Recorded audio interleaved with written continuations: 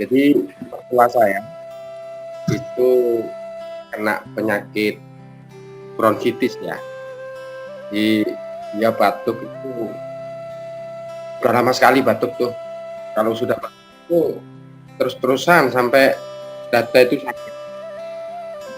Terus sesak napas juga, terutama yang paling itu sesak napas. Jadi ketika kita akan ke dokter, itu kata dokter dari hasil ronsen itu paru-paru ibu memanjang katanya. Ada pemanjangan paru-paru katanya.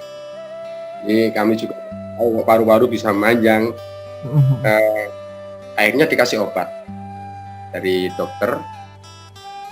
Ya, cuman obat dari dokter itu tidak begitu ya, karena mertua saya juga nggak mau juga ketergantungan dengan obat medis. Akhirnya kita coba terapi dengan Paras. Itu ketika habis 3 botol, kita kasih 3 botol. Kalau Pak Pas ingat dulu saya pernah pesan 9, terus 3 saya kasihkan ke mertua saya. Terus minta lagi katanya, kok enak. Napas saya juga agak plong. Akhirnya saya kirim lagi. Sampai sekarang di rutin.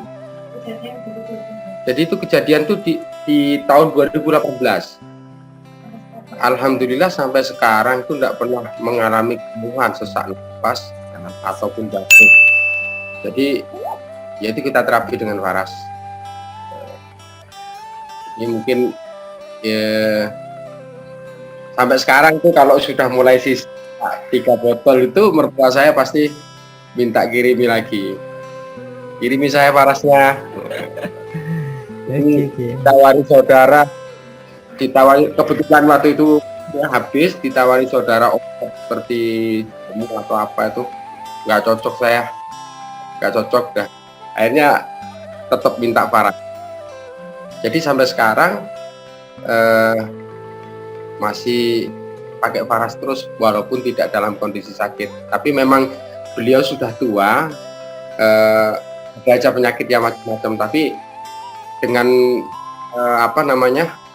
terapi Paras di bagian mana yang dia rasa sakit, itu dia merasa nyaman. Ya, itu mungkin yang bisa saya bagi kawan sekalian. Jadi penyakit bronkitis yang diderita oleh mertua saya sampai sekarang tidak pernah mengalami keluhan, terutama sesak napasnya ya.